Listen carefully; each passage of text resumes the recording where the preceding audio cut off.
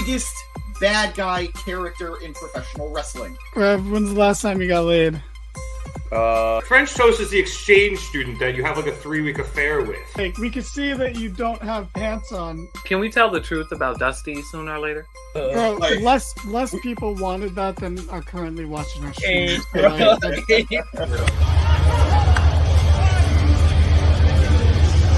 And you know Vince, and you still think, are these true? It's like... Welcome to the Mark It Down podcast. Hello, everybody, and welcome to another edition of the Mark It Down podcast. My name is Nick Cummings, joined this week by James Ashanti, back here once again to review this week's episode of AEW Dynamite, and we begin very quickly at the top of the show with MJF facing off against Kyle Fletcher for the recently dubbed AEW American Championship. Actually, not for the title, but rather in an Eliminator match.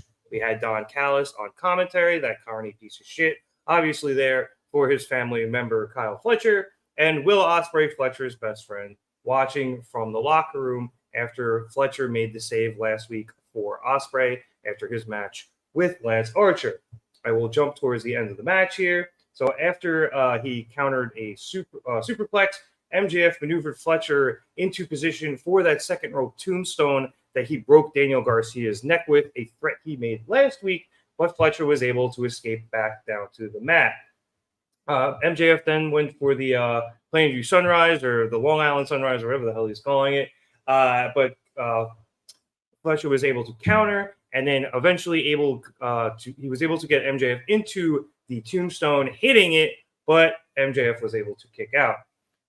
Callis then immediately got off a commentary after that great kick out by MJF, and he headed down to the ring, quickly distracting the referee and throwing his screwdriver into the ring for Fletcher to use. Fletcher picks it up, and he can't decide whether or not he should use it. Up on commentary, Tony Schiavone is very adamant that he should, and even though Taz and Excalibur are like, Tony, what the hell? Schiavone's like, it's MJF. Who cares? Use it. Normally I wouldn't, but who gives a shit? Eventually, Fletcher decides to throw it away, but all of this indecision allowed MJF time to recover. So by the time Fletcher got over there, MJF was ready to go, and he quickly kicked Fletcher in the dick. What's going on, Hunter Iggy? Good to see you, Frank. MJF, to add insult to injury, then hit the kangaroo kick like he said he would last week, and then finished off Fletcher with a brain buster, picking up the win. After the match, we see Ospreay is attempting to come down to the ring, but he is locked into the room he was watching the match in, and eventually is able to push through the road cases that were blocking his door, and he starts to head down. Back in the ring, we see MJF lay out the referee. I think it was Paul Turner, poor guy, and MJF slips on the Dynamite Diamond ring and cracks Fletcher in the head with it. MJF then immediately jumps on top of Fletcher and continues the assault, busting open Fletcher's forehead as he yells into the camera that Fletcher's blood is on Ospreay's hands. MJF then yells that he's going to do what Ospreay has not had the guts to do or the balls to do, and that is hit the Tiger Driver 91. MJF calls for it and begins setting up for it. However, Ospreay is finally able to hit the ring, and MJF scurries off. Will immediately starts calling for the ringside doctor, and Callis gets in the ring, questioning where Ospreay was, not really believing that Ospreay was locked in the room in the back. And later on commentary when he returned, Callis brought that point up again as well. So it was totally Callis who locked him back there, right? Wouldn't be surprising. That's a good point. I hadn't thought of that. Like, for a second, sure, you could be like MJF did it. But no, it was totally Callis who did it. It definitely plays in a lot more than I realized. Well thought. But as for the match, James, I liked it. This, obviously, we talk about Fletcher a lot as we say young up-and-comer, like he hasn't won a bunch of titles in a bunch of places. Seriously. But he is newer to the AEW scene since he has been more on Ring of Honor lately since he was the television champion down there. Yep. But now he's become a pretty focal point here in AEW. His matches, he continues to shine, and I think he did here again tonight, even though he took the loss. Although he was very, very well protected. I think it is both a blessing and a curse that he's Will Ospreay's friend, because he's always going to, as long as that association is there, he's going to be looked at as Will Ospreay light, or as MJF kept calling him, Will Ospreay wannabe. And it's a shame because he is such an incredible talent. He is so young and he's got so much time ahead of him, and he's already killing it. He's already doing phenomenal work. Those guys put on a great matchup. And I'd go as far as to say, consistently, Fletcher is putting on highlight reels. Every show he's on, he is a highlight. He was one of the big highlights of tonight's Dynamite, which, guys, I'm not saying anything mean here. It was a good Dynamite, a pretty uneventful one. But if I'm looking in the plus column, this match is a part of it. So I'm really happy that Fletcher is having this spotlight shown on him. And I'm hoping he's going to be able to capitalize. I'm hoping we're going to see this Don Callis family situation erupt sooner than later, because we've definitely been on the, things have been simmering for a bit. Takeshita's in New Japan right now doing the G1. Killing it, by the way. Killing it. Everyone else in the family is fucking hurt. So it's really just Fletcher who's there right now, and he'd much rather be Will Ospreay's buddy than be a part of the family. So I really hope this stuff erupts sooner than later. I did find it just a little silly that Fletcher didn't use the screwdriver, considering that this is MJF, who just used the diamond ring on Ospreay a couple of weeks ago and was going to use it again last week. So I guess screwdriver is more deadly and more lethal than ring, but still. I don't know. Unless he is trying to follow the honorable path that Ospreay is also following. I don't know. I thought that was a little silly. Perhaps, but it is setting up the inevitable conclusion of Callis, probably excommunicating Fletcher from the family for reasons like this, where he's not willing to go along, with Callis' schemes, or, go as far as Callis would like him to in order to get wins. So, I do think that Callis is probably trying to drive a wedge between the two of them, now that you mention it, because you're right. He is probably the one who locked the door behind Will, which is pretty funny. But I do think that's coming down eventually. We do the split, at least. We do have Roosh, who is now technically part of the family, and we'll talk about him later. Not really sure. Is he? Yeah. They mentioned that both last week and this week on commentary. I thought it was just that they have an alliance. Shivani said it was a great getting Roosh into the family, so it looks like he's a part of it. If not, the fuck happened to La Facion and LFI. Right. Yeah, I don't know. Perhaps it is just an alliance, but Callis is coming out with him, and he's coming out on commentary for his matches he has the last 2 weeks. So even if it is just an alliance, obviously Roosh is going to play a factor in this, I think. Yeah. Especially because everyone has been hurt. Yeah. So I think eventually when Takeshita comes back from the G1, where, as I mentioned, he is being an absolute beast right now. He's killing it. I saw some of the highlights with his match with LP yesterday. Whew, boy, he fucking murdered that man. He put him to another table and he committed another murder. And as you talked about the other week, those New Japan tables are different. And he friggin' pile drove him through it. So he's having banger matches. He's going to come back so much better than he has been, which is saying something. So you add up, probably Roosh and Takeshita going against Will and Fletcher, and then we'll see if Mark Davis returns, who can return for the Callis family, and you continue to go from there. So a lot of stuff there in the future. I'm looking forward to this MJF match. I'm curious to see if Will is willing to use the Tiger Driver to put this motherfucker down, because he's obviously a douchebag, and this guy being MJF, just because he is, with MJF teasing it now, he could be the end game for this storyline of Will not being willing to use it, but it does feel more like something that should probably end the Callis feud than perhaps the MJF feud. See, I read something online that I kind of agree with. I don't want to see him use it until he's ready to turn heel again. That's also a possibility. When he does hit it, let's say he does it on, I'm throwing out the most random of possibilities, but I guess it's out there. Let's say Bryan does win the title, and then Bryan defends against Ospreay, and then Ospreay puts him down with the Tiger Driver. That's going to have so much fucking heel heat.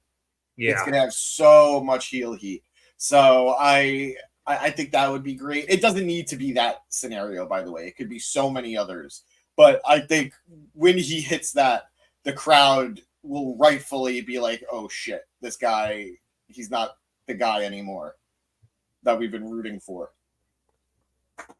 Yeah, and I'm curious to see when that is, if it is Bryan, but that was just, like I said, a super random possibility. Yeah, just because I feel like, and we'll talk obviously about Bryan a lot more throughout the show and definitely at the end, but if it is Bryan who wins at All In, I don't know how long he wants to hold the title, especially since I'm sure Tony Khan is holding him at gunpoint just to win it in the first place, but it seems like Will is too much of a face right now to turn him that quickly, especially since I think I agree. Will came in as a heel and he only recently turned face, if you think about it. So it would be a pretty quick turnaround, I think, if he were to turn heel to win the title off of Bryan. Yeah, I agree. But then I do understand, though, that was just an example of a way he could turn heel, but we shall see. Speaking of Bryan, after this match, we actually had a video package for him versus Jeff Jarrett at the end of the show. And then we moved on to Mariah May versus Squared Circle's own Viva Van. I love Viva Van. She is great. I love reading up on her on Square Circle. For those of you who don't know, she posts to Reddit a whole lot. And a lot of Reddit has been through her entire wrestling journey with her from when she started to winning plenty of titles. I think Shivani mentioned on commentary she's had a shot at the CMLL Women's Championship semi-recently. So she's been doing great. It was really nice to see her on TV. It kind of sucks it wasn't a semi-squash. She lasted a long time. Yeah. She did get a lot of time. It was through the commercial break. But unfortunately, she pretty much just got dominated by Mariah May. Looked good doing it, though. I meant in ring-wise, but okay. Reverse bonk. Anyway, Mariah, after, as I said... Preemptive bonk. I apologize. For Mariah, that's fair. As I said, Mariah dominated most of the match. She finished it off by giving Viva the kiss of death, I believe Excalibur called it, before hitting a running knee and a Mayday. But instead of pinning Viva, she then hit her with a Storm Zero to rub it in the face of one Toni Storm and then got the win. After the match, Mariah received a gift from ringside. It was a large square wrapped in black wrapping paper. I think it might have said Merry Christmas on it. I couldn't entirely be sure. But she opened it and revealed a poster of Toni cradling Mariah in the ring. And eventually the crowd saw that the back of the poster said, "Die, Mariah, die," which for those of you who speak German knows that says the Mariah, the. Yes. Yes. Really, really obscure Simpsons reference. And it's probably the only one I can make. Eventually, Mariah realizes what this poster says and throws it away. And as she does so, she's blindsided by Toni Storm, and the fight is on. Mariah has the advantage for a brief second, but Toni quickly gets it back and then attempts to take the shoe and split open Mariah's head the way Mariah did to her. But Aubrey Edwards quickly stops that, and as the rest of the referee corps comes rushing in to prevent it. There's a small pull-apart brawl, and eventually Mariah just has enough of it, and she walks away as the rest of the referees are holding down Toni like she's a friggin' rabid dog. Like, Toni wants to murder her, and it's great. So James, as I said, this match was a long squash, but a squash nonetheless. Although again, shout out Viva Van. But the main part of this is the after the match. I liked it. I had a little bit of a flashback to Booker T opening a package back in WCW. I'm sure we'll get some good rotoscoped memes of what's going to be on that poster at some point, including probably one of Booker T opening that. But that would be awesome, actually. Super meta. Yeah. Hey, somebody wants to make that for us, we'll give you credit. We'll send it to Matthew, and we'll get on the end of Botchamania. Anyway, dude, these last couple of weeks, Toni is out for blood, and it has been great watching her. Her look is haunting, I think is the word I'm going to go for there. And she's just running around shrieking like a banshee trying to kill Mariah. And I'm scared of her. I'm genuinely scared of Toni Storm right now in the best way possible. It's crazy because this is probably the storyline with the most heat to it. And that's crazy because we're dealing with a storyline that deals with the potential retirement of Bryan Danielson. But this so far absolutely has the most emotion, the most backstory. And it's a powder keg just waiting to blow. It's a shit. Like, I'm very happy that we still have another week or so, another 2 Dynamites and another 2 collisions before All In. But on some level for this story, I just wish that All In was like tomorrow. That way, because I don't know what more they can do to stretch this out until then. We've had the pull apart brawl, we've had the attacks, we've had everything. And I need the culmination now. I need the follow-up now. And that match is just going to absolutely hit. You know it is. Oh, yeah. Mariah's too good a wrestler. Tony's too good a wrestler. They've told too good a story. I would be shocked if this isn't one of the matches of the night come All In. Oh, I 100% think it's going to be. Not just because these 2 women, they can wrestle. We know that. But I think this is one of the hottest matches going into All In. That we said this the night it happened. Mariah's turn on Toni was not only shocking, but it was violent, and it was shocking for a whole different reason. Not just the fact that it happened, but just the way it happened was very shocking.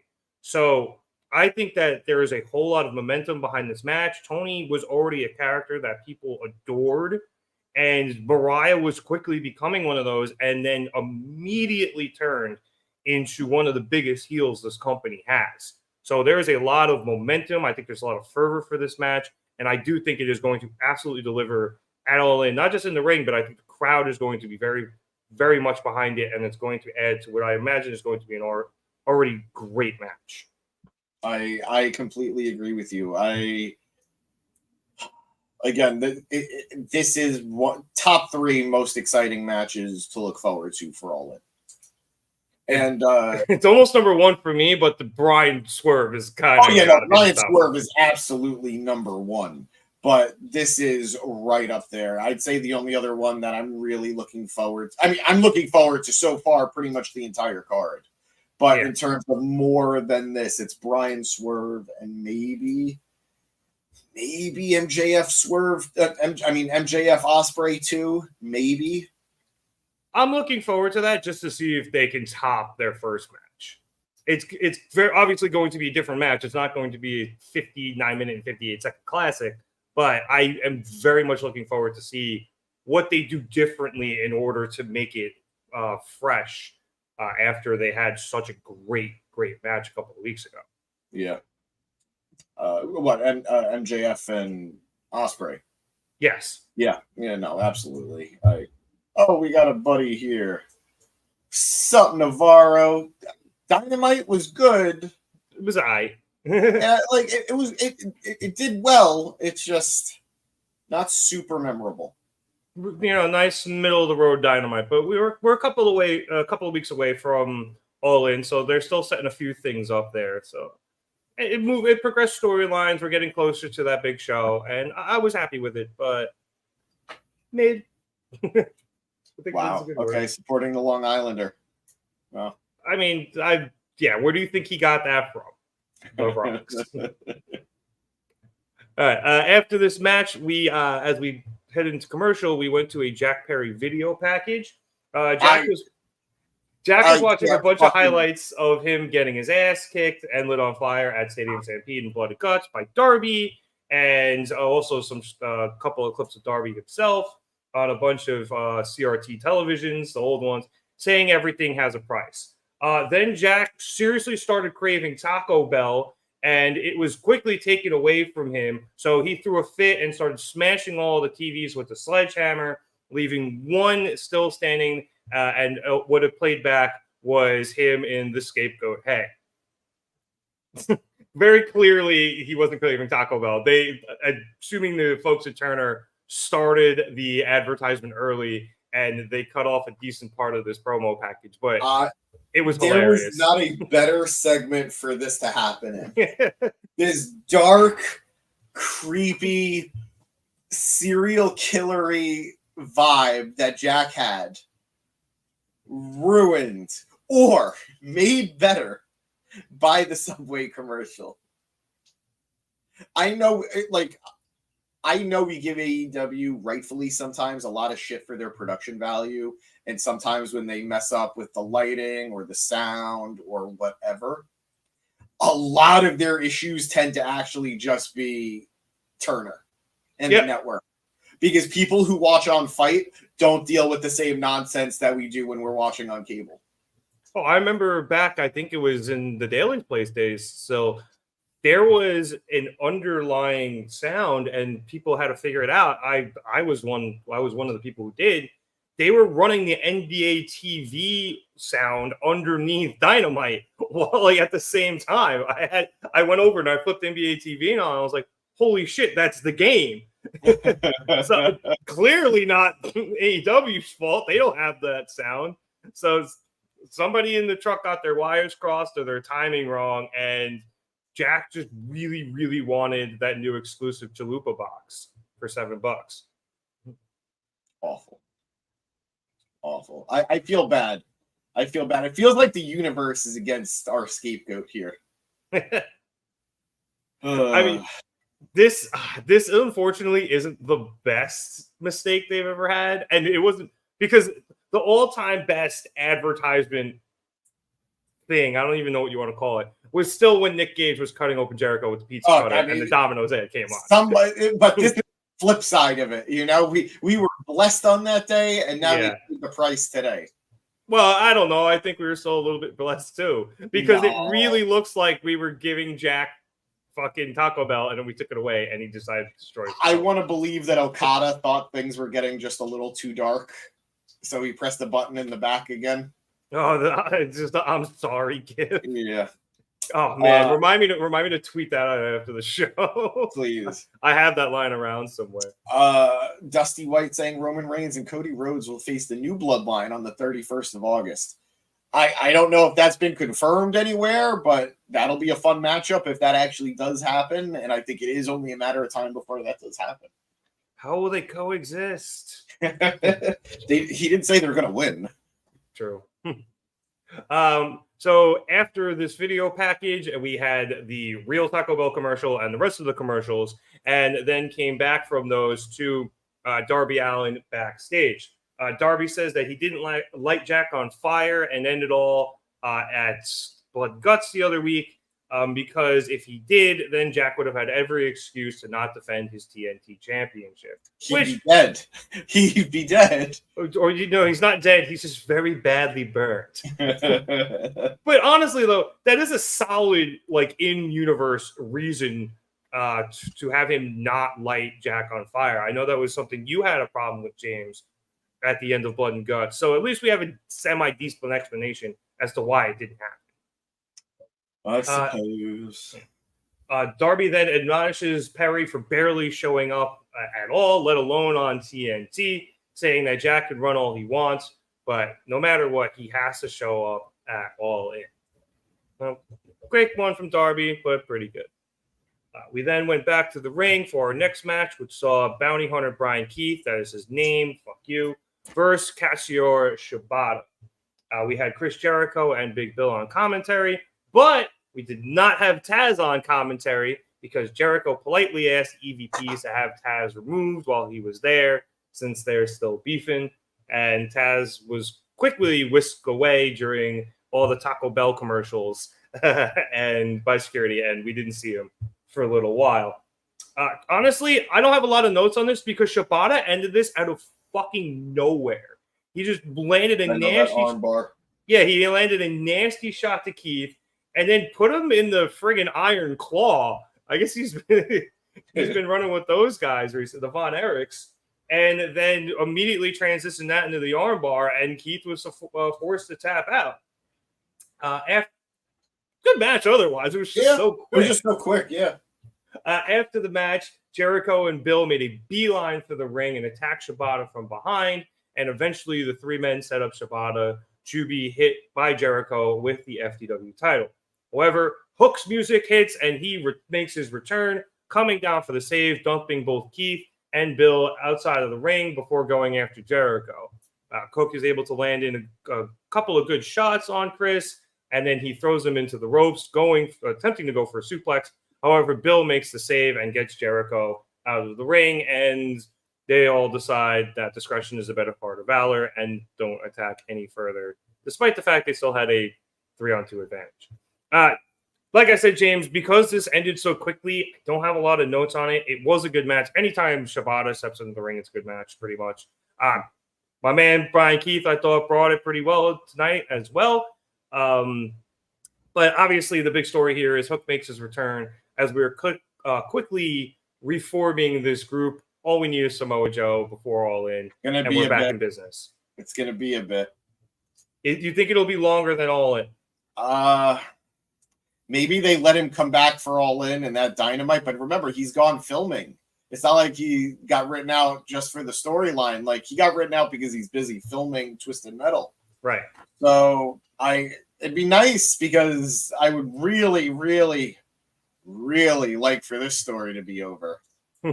But hey, Hook with an eye patch is still pretty cool on his own. Was it an eye patch? I thought he just had his friggin' beanie really low. Was that it? I thought I saw straight up. I don't know. Maybe he could. Poor Kano Los Dos. Right? He moved so quickly, we didn't really get a great shot at it. And beyond that, it was cool to see him pick up the FTW title again. Although yes, I'm sticking with the fact I want Joe to be the one to take the FTW title off of Jericho. I think that would be way better for this story. Because then it sets that group on to something else. Yeah. But I'm sorry, I did like your idea when they first started making this group where Joe would be the one to win it, and eventually, through all the lessons Joe teaches him, Hook would eventually win it off of Joe. Exactly. But what do I know? I'm not on the payroll. I'm just a mark. But Navarro in the comments saying, do we think that AEW should just focus on Dynamite and make Collision an internet show? They keep bombing on Saturday night, even though no one is successful that time. So what I'll say is, go ahead. I do want to briefly interject, just because this past Saturday they ran the show at 5:00, and they didn't really advertise it enough. And they're against the Olympics, and I imagine some people were still even watching the SummerSlam pre-show. So, and for what those numbers were, running against SummerSlam, running against actually the Olympics are done by 5, so never mind. Running against and again on a Saturday midday, they're actually pretty happy with those ratings. You're right. Those generally, yes, you see numbers like that in TV and you think, oh my God, we're in trouble. But considering the circumstances of that day, I don't think anybody from Turner, from Warner Brothers Discovery, or AEW are upset with those ratings. Right. And I think a lot of, insiders have said as much. I know Meltzer was like, look, they didn't advertise it enough, clearly. I mean, I watched last week's Dynamite before I watched this one just because I hadn't had an opportunity yet and I wanted to be caught up. And they only, I think, mentioned the fact that it was a different start time once on the show. Yeah, I think so too. And it was near the end too. Yeah, and I was just like, you got to be pushing this the whole time. People like Collision. Yep. You know, the sickos love it. So honestly, I swear we should link up with the sickos committee and just make the sickos wrestling Twitter account. But no, you got to watch some real sicko, like low key, like botchamania levels of wrestling to be his sickos account. But yeah, it was surprising to me they didn't really advertise it enough. As for when it's in its regular slot, I think the same thing applies, James. They're doing good enough numbers for that time slot that Turner, I think, is pretty happy. When you have a television station, you need almost 24 hours of content. You know, there's always paid programming on it, like 3 o'clock in the morning. But you need a lot of content, and it's hard to get stuff on a Saturday night at 8 o'clock or whatever time Collision's on. So, and even Rampage, too, it's 10 o'clock on a Friday. They do good enough numbers for those time slots that I think Turner is very happy. The main one they want to have the biggest number, obviously, is Dynamite. It's on a Wednesday. It runs unopposed to other wrestling shows. So, and because it's a weekday, they should get higher numbers. Have those numbers been less than they used to be? Yes. But I think for the moment, Turner isn't panicking about the numbers so much as everybody else is. I think, what was I going to say? I think they're more worried about other things at Warner right now, considering their valuation was not great. Yeah. Oof. So it's like $10 billion less than they thought or something. Is that all? No wonder they didn't get the NBA back. David Zaslav is ruining one of my favorite things. It is unbelievable how poorly that man has run this company. I don't know who the fuck decided that when they merged that it was Discovery CEO that was going to take control and not Warner. Because I don't remember correctly, James. Was this a Discovery bought Warner or was this a merger? Merger. Yeah. I don't know who decided he should be in charge. That dude is a fucking idiot, and he should have never been in charge in the first place. He ruined HBO Max, slowly ruining HBO, and he's forcing all of his fucking, HGTV bullshit and Discovery bullshit all over the place. The only good crossover we had on TNT was Shark Week. So, and even then, it just doesn't have the same heart it used to. No, it really doesn't. Shark Week, I've said this before on the pod, and I'll say it again. I love sharks. They're my favorite animal. Shark Week is not nearly as good as it used to be. To be quite honest, the Nat Geo one is currently better than Shark Week. So, okay. They do more science there. I like it better. But, yeah, Zaslav is a fucking idiot. He should have been fired a long time ago, and he completely ruined the DC section of HBO Max. That said, Mr. Zaslav, if you're ever watching this, know that we are big fans and we would love to work with you. Yeah, James can say that. Fuck him. That is not the opinion of all of the people on the podcast, just me. I'll be happy not to work with you, so you don't run my career into the ground. Moving on. We then went backstage with Orange Cassidy. Orange is supposed to have a 6-man tag team match tonight, but the rest of the conglomeration was unable to make it to the show. Tony Khan tweeted out earlier today that there was a bunch of travel issues for a lot of the talent here at Dynamite tonight. A lot of flights getting canceled. And that's what I realized. That's why this show didn't feel super memorable. I think that's also part of it. There was probably just not a lot of people there. Yeah. I'm curious to see what they're going to do for Rampage. This is almost like a, hey, who's around, all hands on deck type of thing. Yeah. I think that's there were people who came later who ended up being Orange's partners, and I'm jumping ahead. I would be surprised if they weren't even supposed to be on the show tonight and they just drove. I mean, MJF drove 10.5 hours for the show. Did he really? Good for him. Yeah. I've made that drive to, they're in North Carolina. I've driven down to Hilton Head. It's a fucking hike. Yeah, I bet. Well, we stopped overnight, but I think we drove straight through on the way home 16 hours. That's insanity. Hard pass. Luckily, I was in the backseat of a minivan playing GameCube and then falling asleep. Anyway, because of this, Orange is out on his own, so Renee asked him if he's still going to go through with the match. Orange says, of course he is, even though it's probably not a good idea. And when Renee asks what he's going to do about his partners, Orange says that he found a couple of local boys looking for a fight. It should probably immediately give away who it is. Renee wishes him luck, and then she's like, is there anything else I could do for you? And Orange goes, can you wrestle my match for me? Renee's like, no. And he goes, yeah, I wouldn't actually ask you to do that, but Worth It was a shot. fair shot. He tried. Yeah, he was like, yeah, it was worth the shot. So he then thanked her and said he had to go get ready for his match and left. Oh, I love Orange. Orange and Renee, their chemistry is great. They're so much fun together.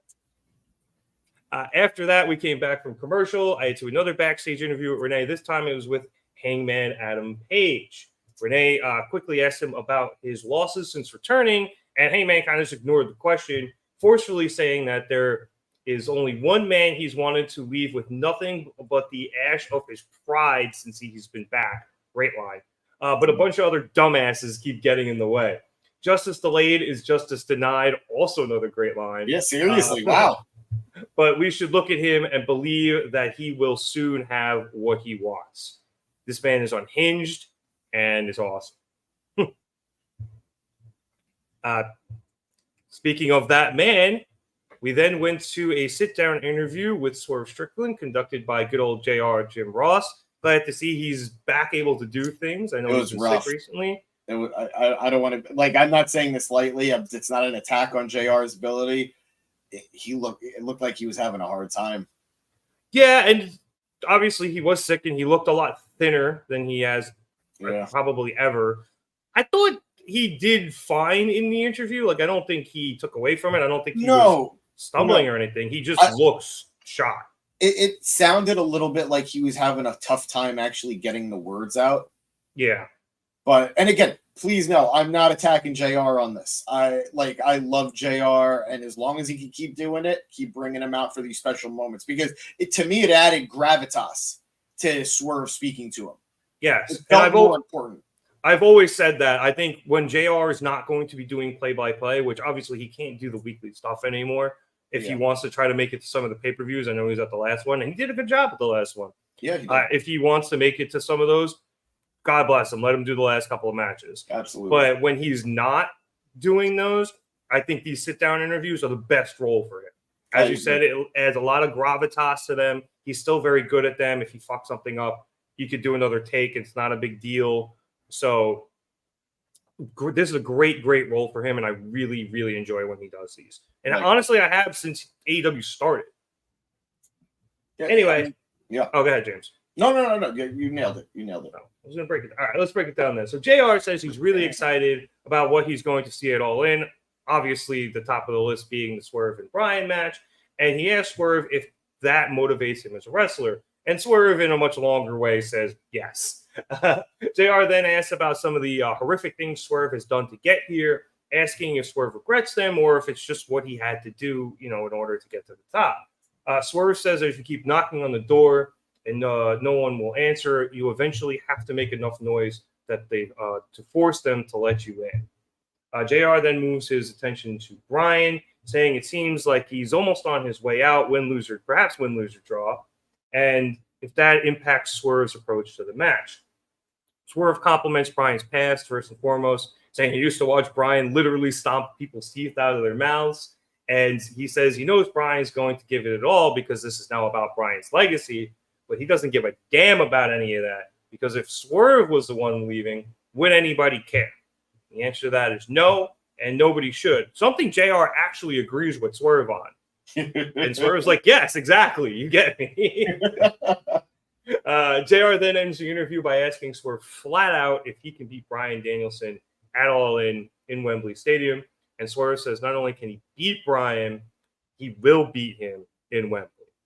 So, James, obviously, like I said, I love when JR does these sit-down interviews, and I thought Swerve really brought it here. I don't think I'm doing a lot of what he said justice. He spoke very quickly, but he had some really good lines in here, especially the part about making enough noise that they have to open the door for you, and the stuff about nobody else caring about him, or if it was him leaving, and therefore why should he care about Bryan? So I thought it was a really good look into the mindset of Swerve as he heads into his match with Bryan at All In. I don't think anyone is shocked to hear that Swerve is good on the mic or can cut a good promo or be a good interview. Half of what made us love him was his personality. It wasn't just his ring work. I'd say more than half, if we're being really honest. His character is just so compelling. I I enjoyed this interview. I love the sheer confidence of Swerve. He is our world champion, and he knows it, and he's not ashamed of it, and he's honest. He says, I am going to do what I have to do to win.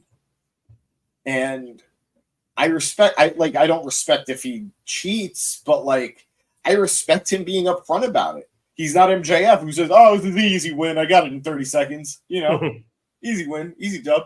No, this is going to suck, or it could suck, or it's going to be tough, but I'm Swerve Strickland, and I am the AEW World Champion, and I'm better than you, and I'm going to beat you. So I really do love that. And it played into later on in the main event segment as well. If I may, it's not only I'm better than you and I'm going to beat you, it's also I'm going to do so by any means necessary. Exactly. And he's upfront about that. He's absolutely upfront about that.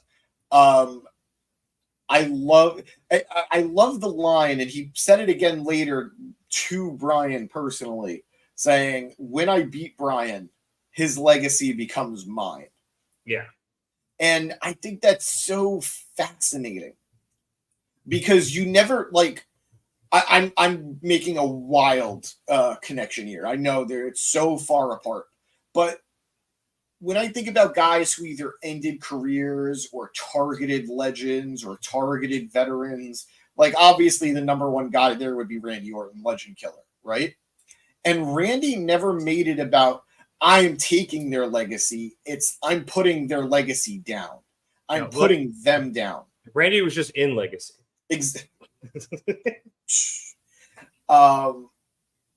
And I think also you could say the same about probably like Shawn beating Ric Flair. Yeah. Maybe Taker and Shawn. That's a little bit of a different one, but yeah. Regardless, it's I'm ending your run. This legendary career, it's over because of me. It was never I'm taking it, I'm making it mine, and now you're going to be a footnote in my story. And I think that's just so fascinating. I love that. Because it adds for Swerve personal stakes here. He sees himself elevated by beating Bryan. By beating the best in the world, he sees that as I'm becoming the best in the world. And that's not necessarily a new take. That's not a new spin on things. You beat the best, you become the best. But for him, it's all encompassing. Bryan will be nothing after he beats him because Swerve will be everything. And I think that's such a cool idea. I think it's such a cool motivator for that character. So great sit down by Swerve.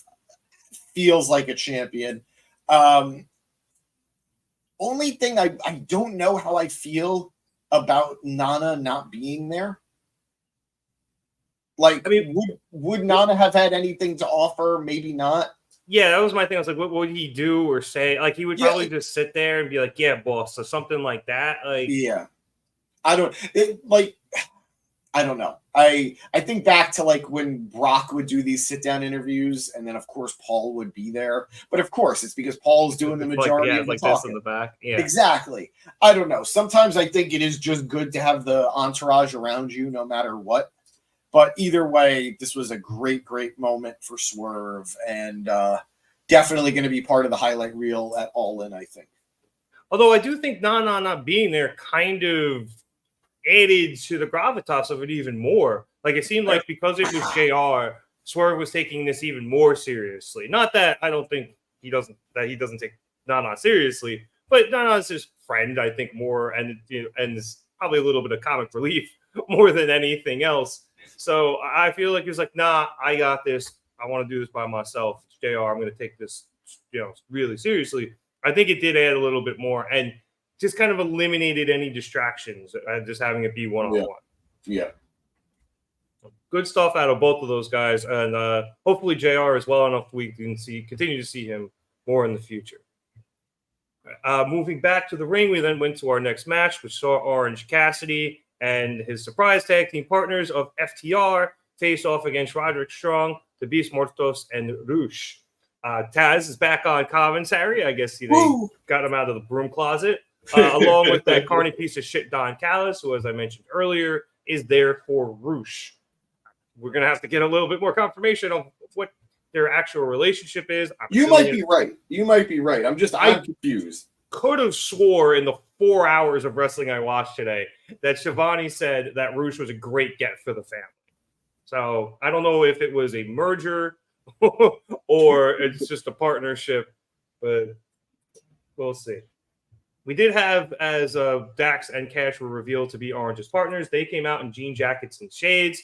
Dax rocked some Bret Hart looking shades, while Cash rocked the good old Orange Cassidy ones. And Orange came out and actually closed with his had his jean jacket closed, before he revealed the FTR t-shirt. I thought that was so funny. It was so him to do nothing to hide it, but still kind of, I guess, try.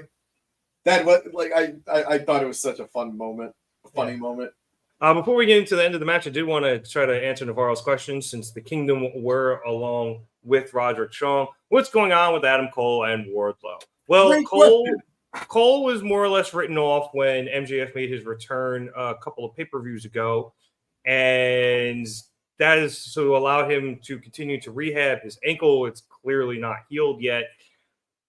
And it was also just kind of done in a way so people would not ask these questions. Although it's going to be very interesting to see, now that MJF is a heel again, what happens with him and Cole.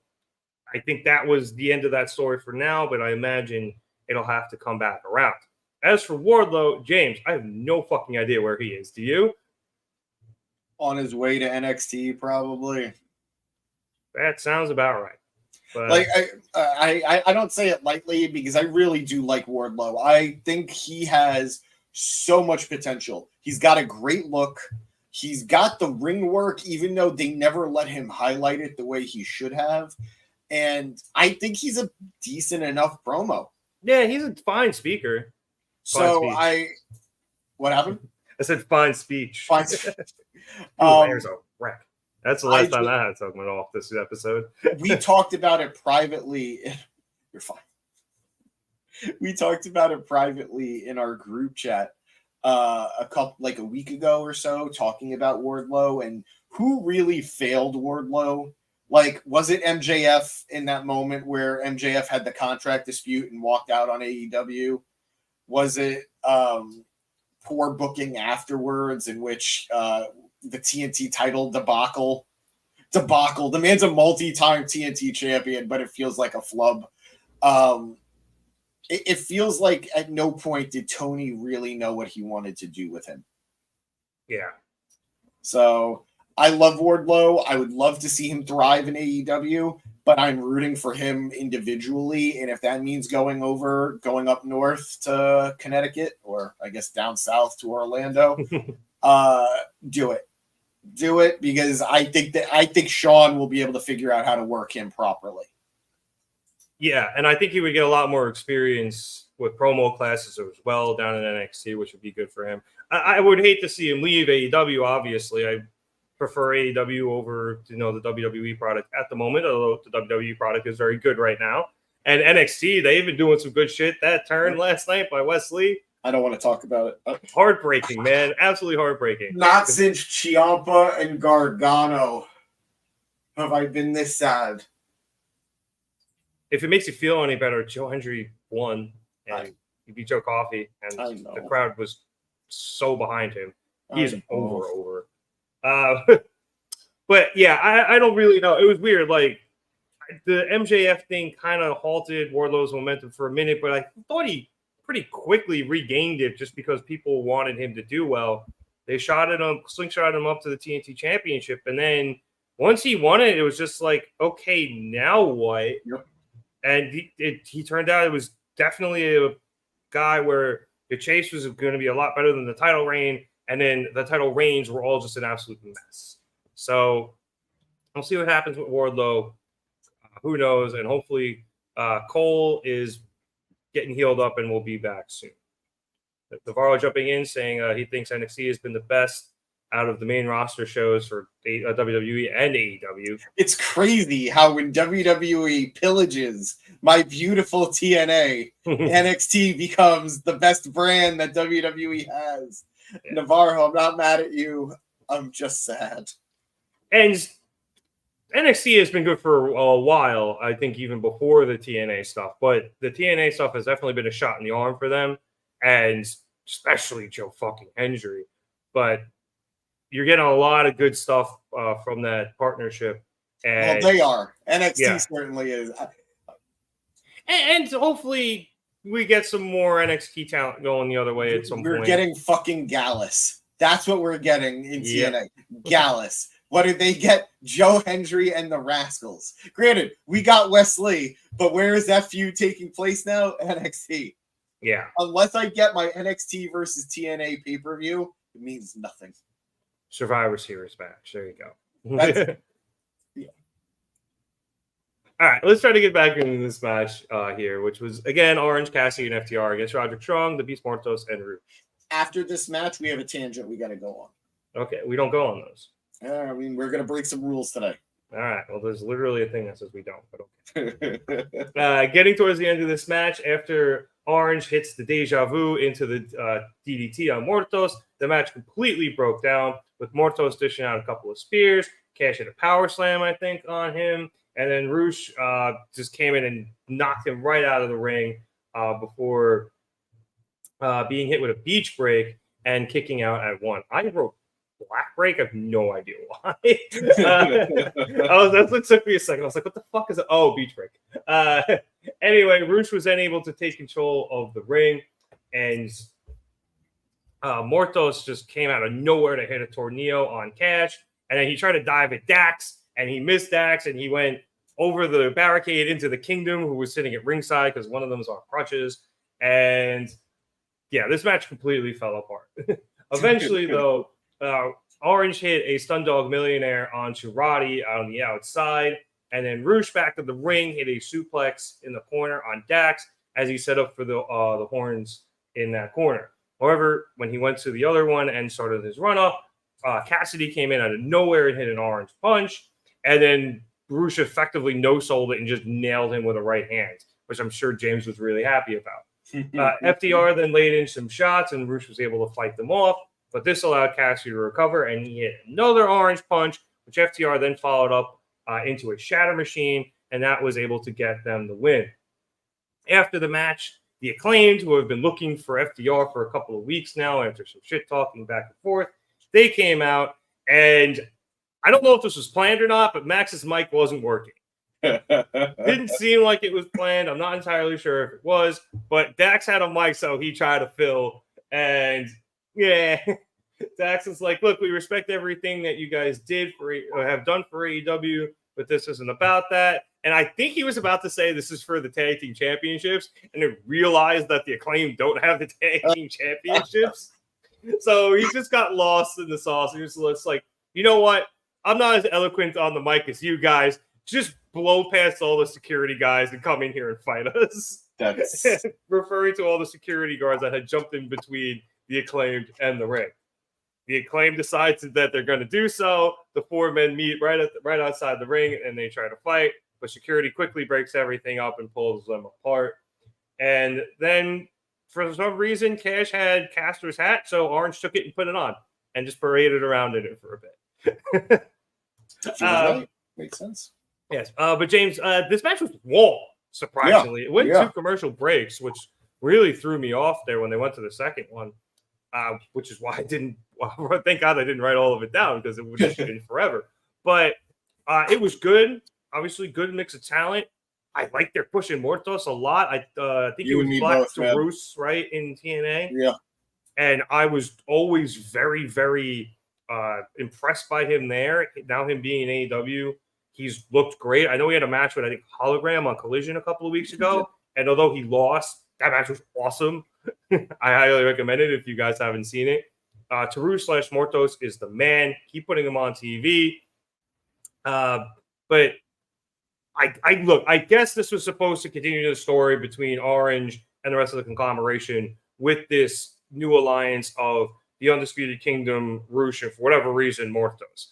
I don't know how he fit into the picture, but now he's there. He's been he teamed up with Rouge a week or two ago as well in another 6-man tag with Roddy, actually. Now that I'm it was last week, and it was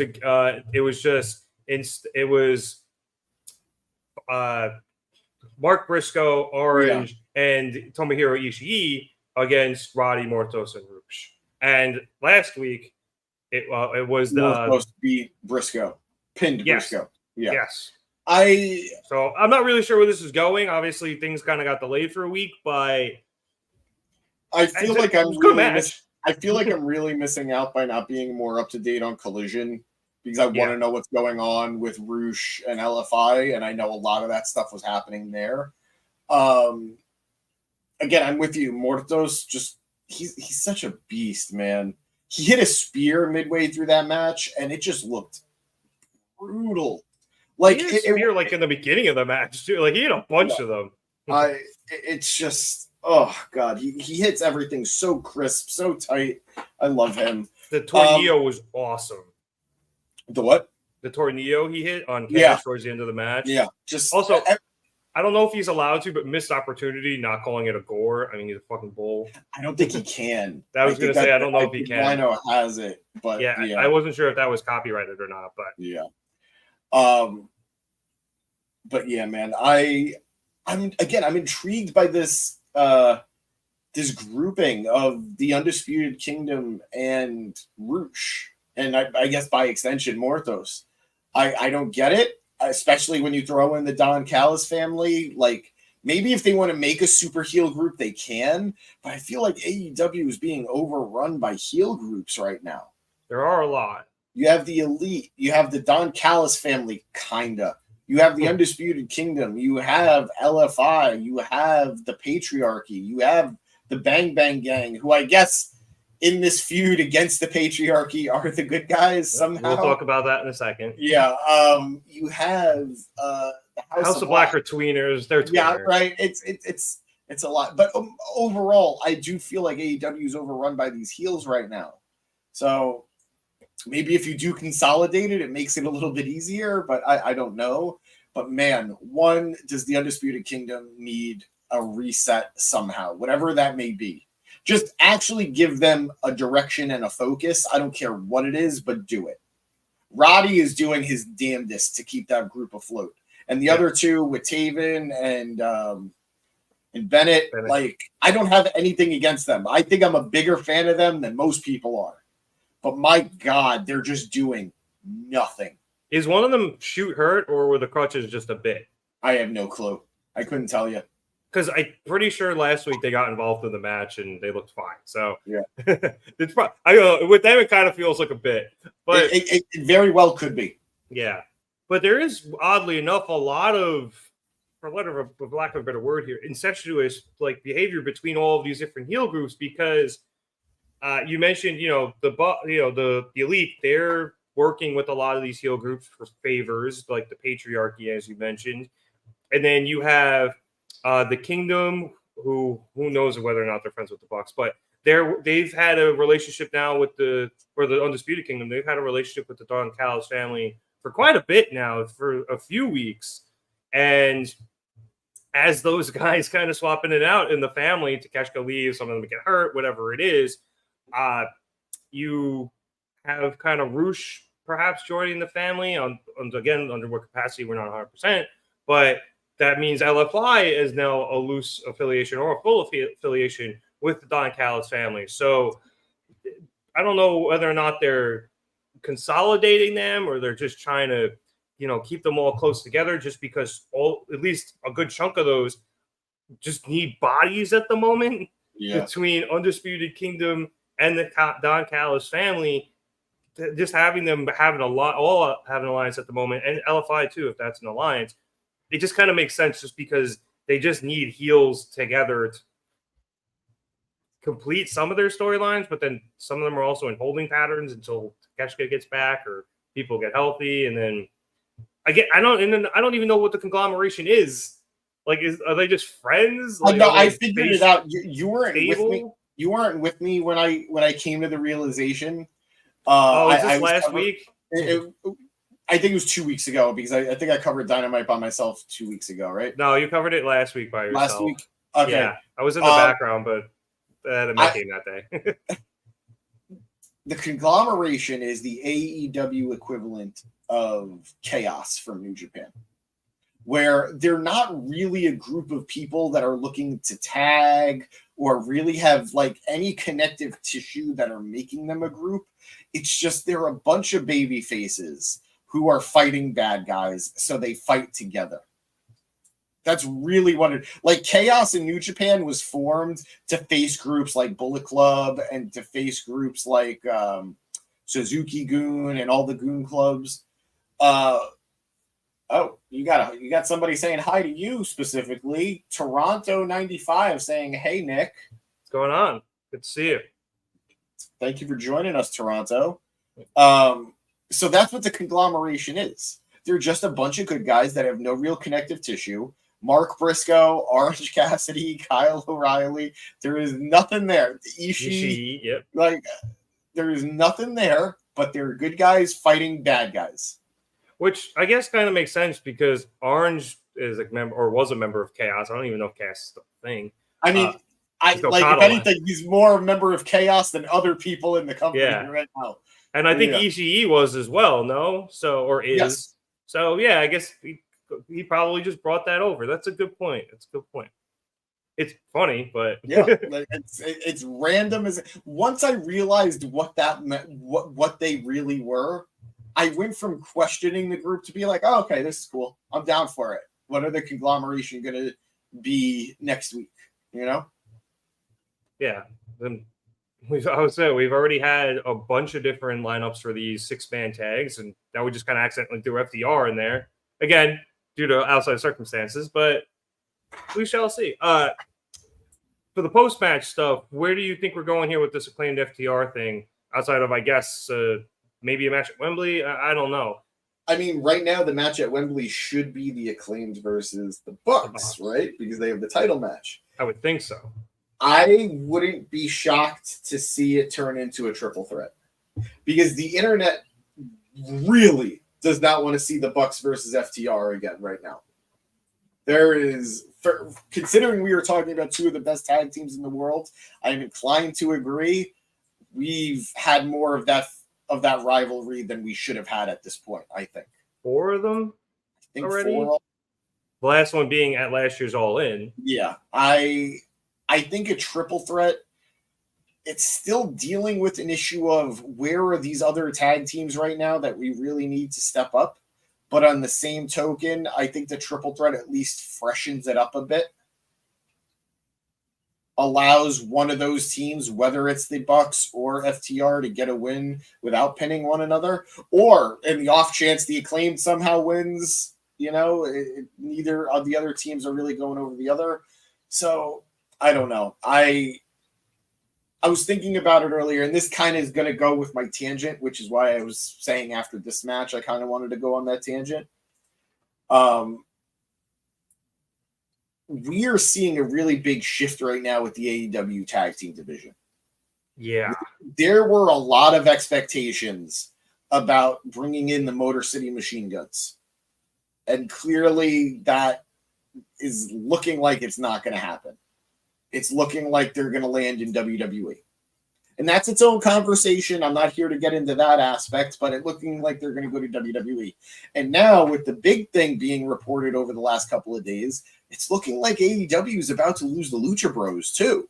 Which is mind-boggling to me. It's really upsetting to me. I love the Lucha Bros. I want them to be successful. And I want them in AEW because to me, they are just as much AEW as the Elite are, as SCU was, as so many of those Jericho. They are just as much AEW brick and mortar as anybody else. But I would be lying if I said they need better booking. I'd be lying if I said they didn't need better booking. I'm sorry. They have one tag team title reign? That sounds about right. Yeah. One tag team title reign. And then Fenix won the international championship once by accident. By accident. And the trios title reign. Yeah, and Death Giant. And even that was an audible because they picked it up from the stripped Elite.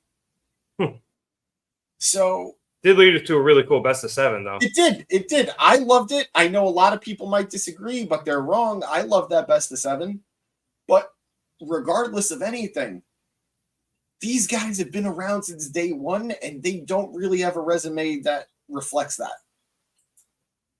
No, or their talents for that matter. These are two of it's one of the best tag teams in the world. It's two of the better wrestlers in the world. I still maintain Ray Phoenix is one of the best wrestlers on the planet. I completely agree with you. From an athletic standpoint, there are very few that can keep up with this man.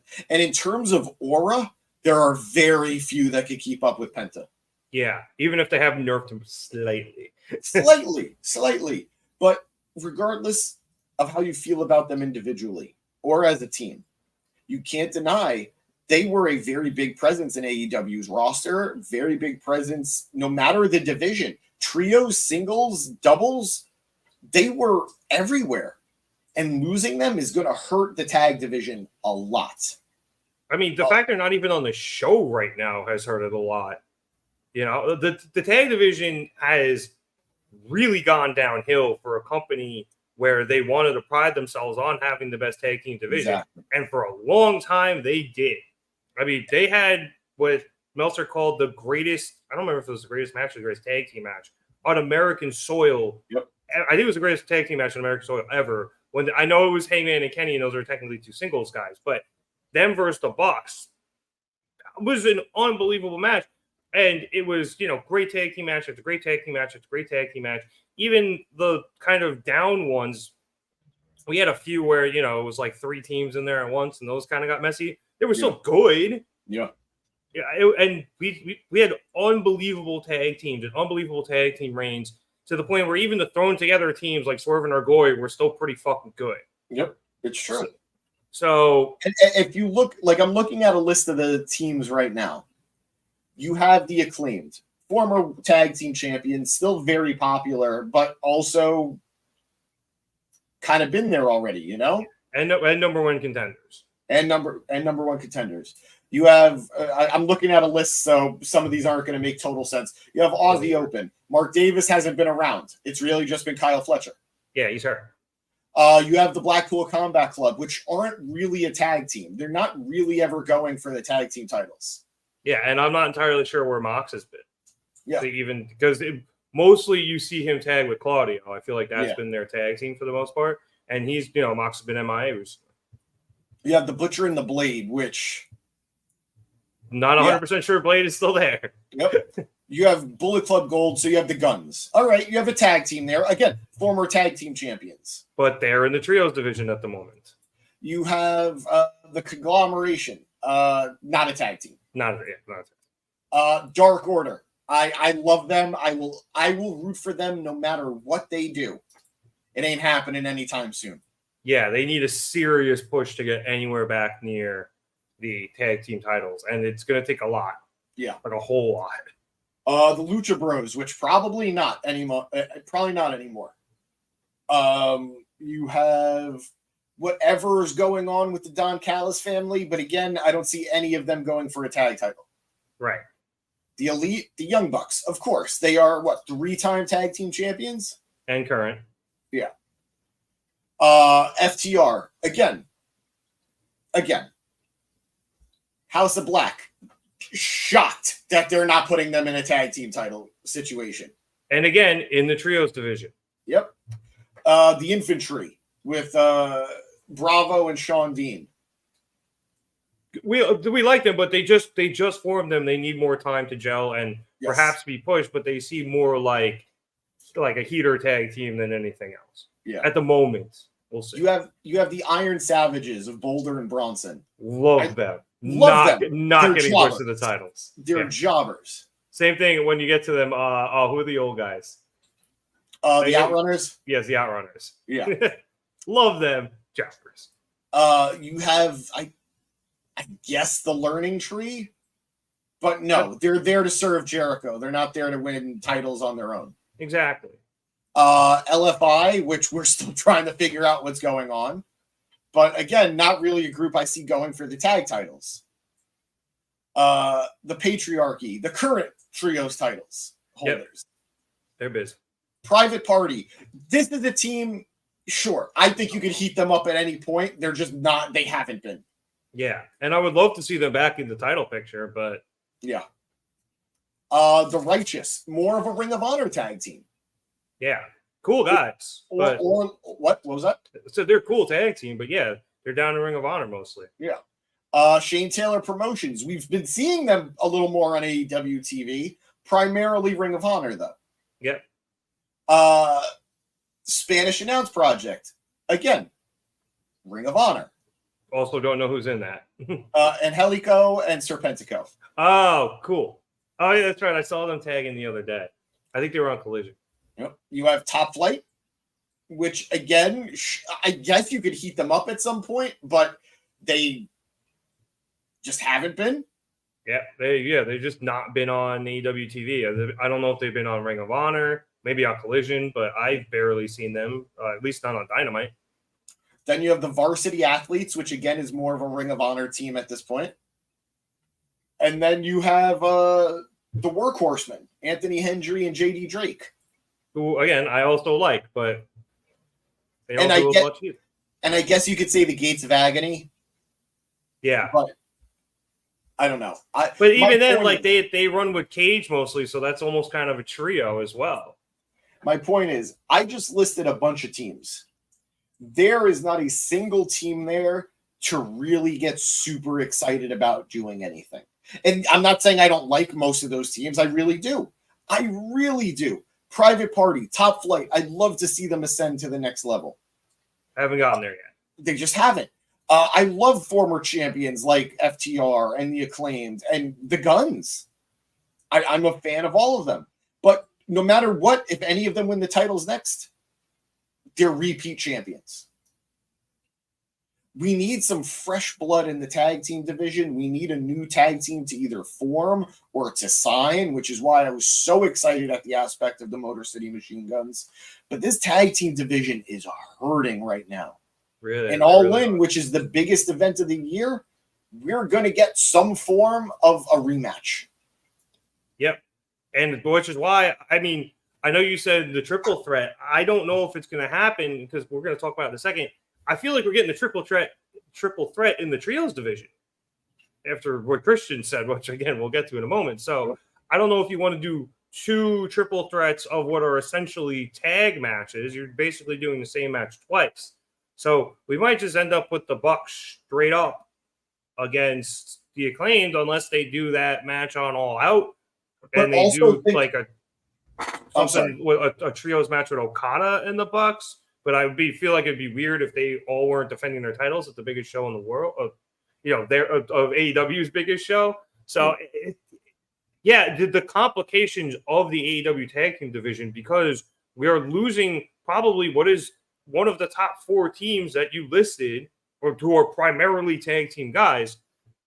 So you can't use them. So you're down to three. We don't want to see one of them face off against the Bucks again because we saw that last year at All In, and there's already been four of those, and stop putting them together all the time. So that just leaves one other tag team to face the Bucks, which is what they set up. But you're right, it's a rematch, and I know it was an eliminator to get this shot in the first place, but this tag team division, compared to what it's been in the past, is an absolute shambles. It's a shame to see, and I'm sad to say it, but maybe this is an instance of AEW's loss being WWE's gain, because I would love to see their tag team divisions treated with more respect. Well, Lord knows LWO needs more members. I know. I hear the pain in your voice because I feel it too. Yeah, and it is the meme where it's like you either go to LWO or you go to Santos Escobar's squad. But, I mean, I really hope that they don't get pigeonholed. And there's a part of me that trusts Triple H not to do that, but there's also a part of me that's like, well, coming in, they're probably going to be friends with Rey Mysterio just because it's an easy access point for the audience. But that immediately means that LWO, and I just don't want it. Like, I want them as far away from Rey as possible. I agree. So I wouldn't mind. No, never mind. I don't even want to get into it. We tangented it enough, but yeah. Technically, it wasn't a tangent because I made it its own banner. So there you go. There you go. You saved us. Yeah. No, but honestly, I think it was actually a very good conversation. I'm glad we're having it because, it's something that is coming up with AEW, and I do think it is something that impacts the show week to week because we used to get banger tag team matches all the time, and we have not been seeing that in AEW. Something that was a staple of it for the first, 250 shows is now, or I guess more like 200 shows, is now kind of gone by the wayside. Yep. And look, AEW is thriving in other places that they were, I guess, failing or not necessarily thriving at before. The women's division is superb right now. It is so much stronger than it was before. The main event division is consistently strong. And we are seeing consistent mid-card growth with all of these mid-card titles. Yeah. So it's just really, we're seeing these tag divisions kind of suffering by extension. Yeah, and I do think that the women have kind of picked up the time slots where the tag teams used to be. I think so, and too. It has definitely helped them a lot. And I do love tag team wrestling. It is a lot of fun, but this women's division is too stacked to take this time back away from them. Yeah. So I'm hoping it's just kind of an ebb and flow thing. And, if the women's division, God forbid if that gets sparse because of either people leaving or injuries or whatever it is that may happen, another division, whether maybe it's a tag team division, maybe it's a trios division, whatever it is, that'll probably rise and take its place and things can just be swapped around. Yeah, for sure. I will say the Bucks just hoarding the tag titles aren't helping either. No, I agree. All they do I don't mind the Bucks being champions, but they're not have there. They defended it once? No. They had the Eliminator match, and I think that's it. They've been too tied up in Stadium Stampede, Anarchy in the Arena, and then Blood and Guts. Yeah, and then Blood and Guts. I think I referred to it as Stadium Stampede earlier. Yeah. I meant Anarchy in the Arena. It's the same thing. But one's just in an outdoor stadium, one's in an indoor stadium. But yeah, they've been tied up in the whole EVP thing that the fact that they have the tag titles are kind of secondary. They're just there to hold them and make the elite look good because they all have a title.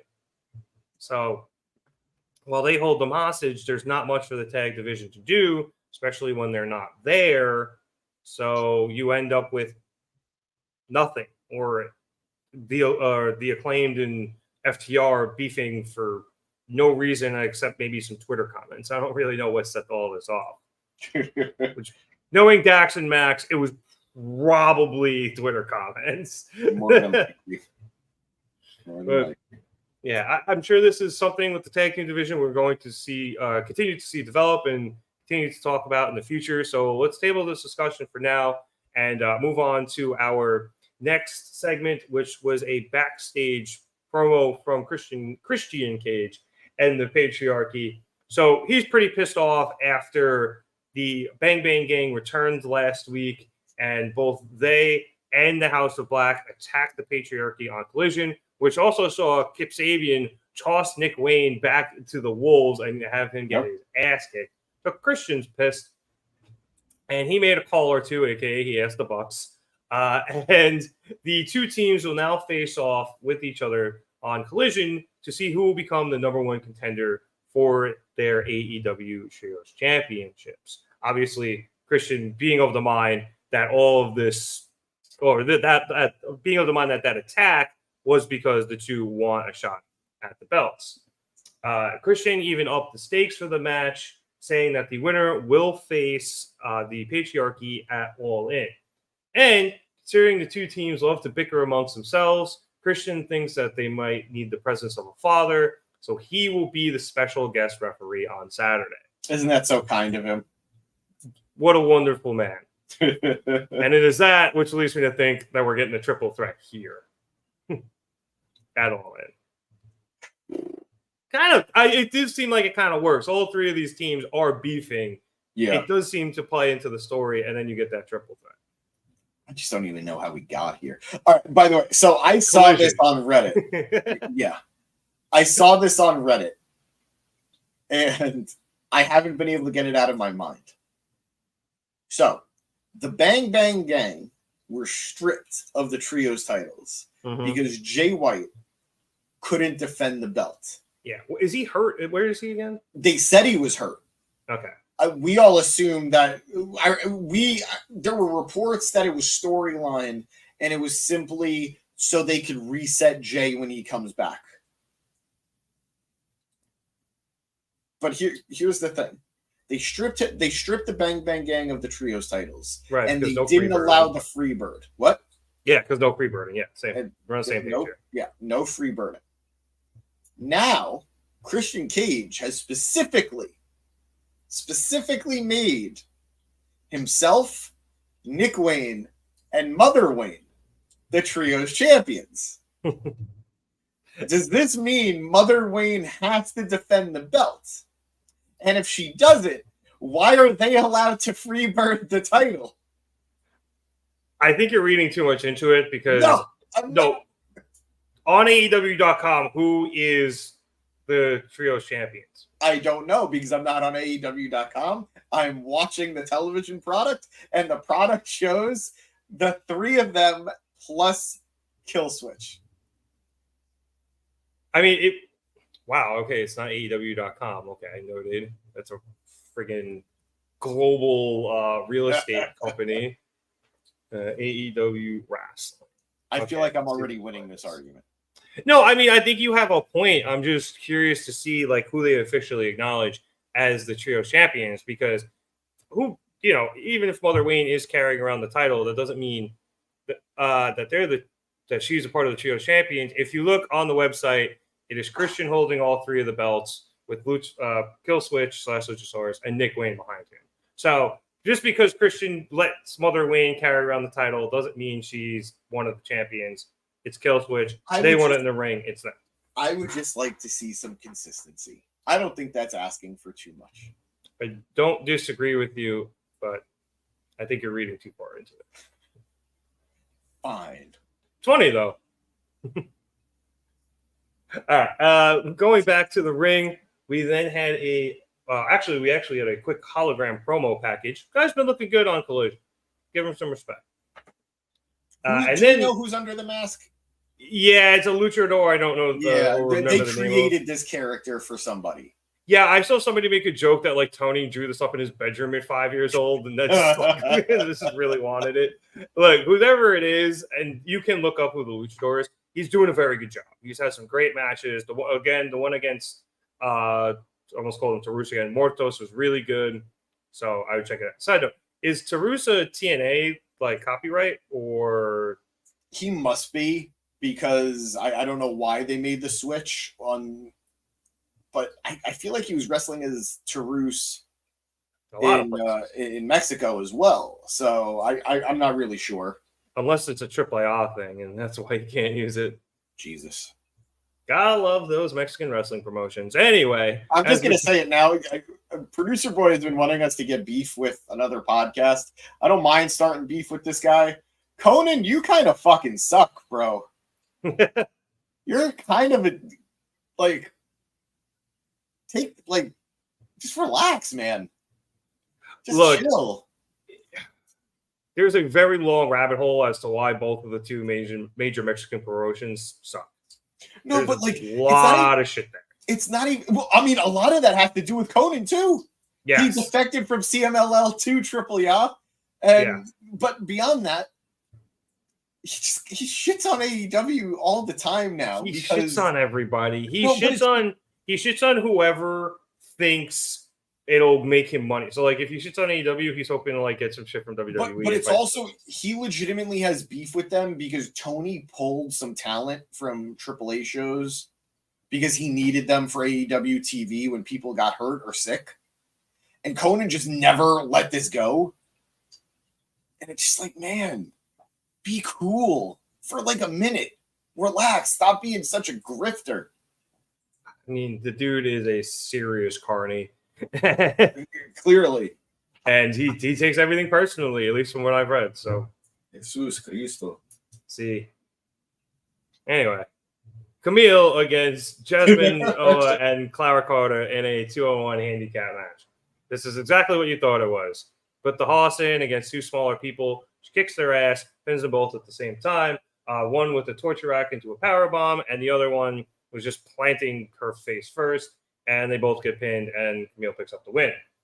After the match, Mercedes gets in the ring, and friggin' Kamille throws the other two out because that's the thing that she does. Well, So after like, Mercedes put her foot on her as if she was the winner. Yes, Mercedes, 2 weeks in a row. Declares herself the victor, and then has Kamille remove the trash. And then before the DMD chants can start, Mercedes quickly gets on them, saying that Britt is not here tonight, once again thanking her EVPs for suspending Dr. Britt Baker. Guys, we know it's not kayfabe. We know. Good coverage, though. Anyway, Mercedes does want to continue to talk about Britt, though, saying she might have been the first woman signed to AEW, but Britt is never referred to as the best in AEW.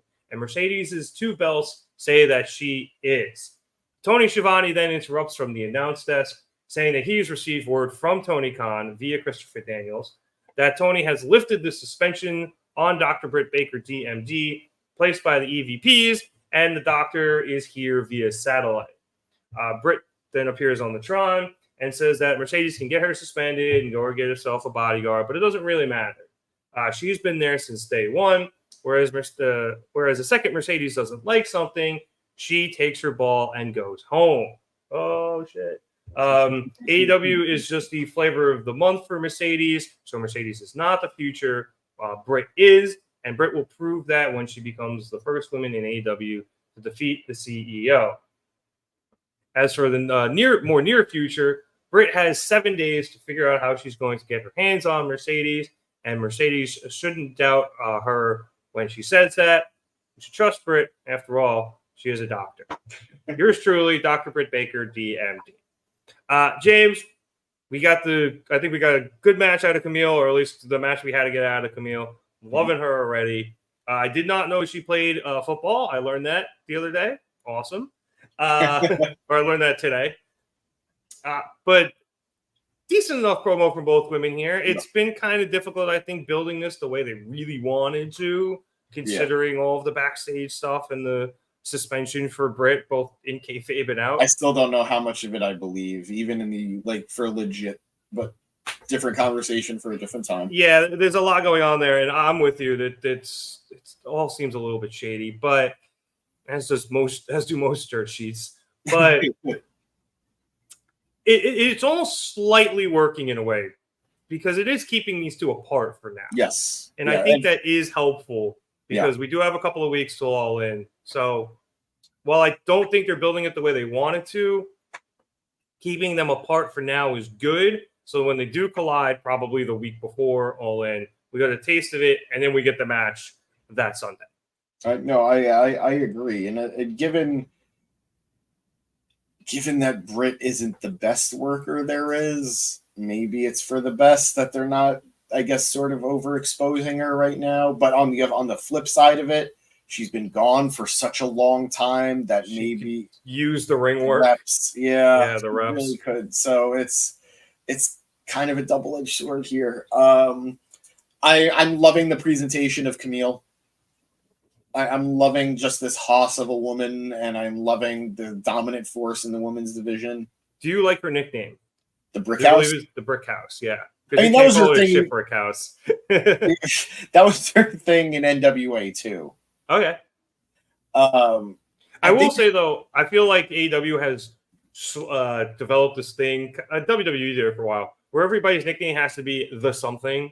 Yeah. Like, I think Mariah May's now is the Glamour Mariah May. It's not even the Glamorous Mariah May. It's just the Glamour Mariah May. And now we have the Brick House and the Murder Coke Monster. And there's just a lot of these thes. It's like, all right, we get it. I've been noticing Hangman is just a better one. Yeah. No, I've been noticing it, too. It's been a little weird. And I just fact-checked myself. Her name in NWA was Kamille Brickhouse. Like, it was her last name. So now they probably couldn't use it, so they just call it the Brick House. Yeah, which fine, but you are right too. I've been noticing the pattern as well, and I'm glad that you verbalized it because I wasn't sure if I was just overthinking it. But I agree with you. I think this is an instance that we're making lemonade out of lemons. So let's just take it for what it is with the brick house not being able to use the last name as a last name. Yeah, and then eventually when she turns face, she can use the Commodores as an entrance theme. Are we old? Commodores is a very old reference, even if we aren't old, but everyone knows that song. But yeah, I'm loving the presentation of Kamille. I think Mercedes is doing a great job of basically one side handling this feud. And I was hyped to see Britt on the Tron tonight. And I love that it was Shivani who brought her in. Yeah, and granted, I think Shivani would have done that for anybody, but it Of always course. has a little more gravitas because you know he fucking hates Mercedes, even though he can't say it. Yeah. It's so much sweeter because of their relationship. So well done, Bit. This was the match that I realized what tonight was about. It was less about the matches themselves and overall the stories being told. Wednesday, yep. It is Dynamite. She is Wednesday passionate. should be here. It was about the stories progressing, whether that happened between the bell or after the bell, whatever it may be.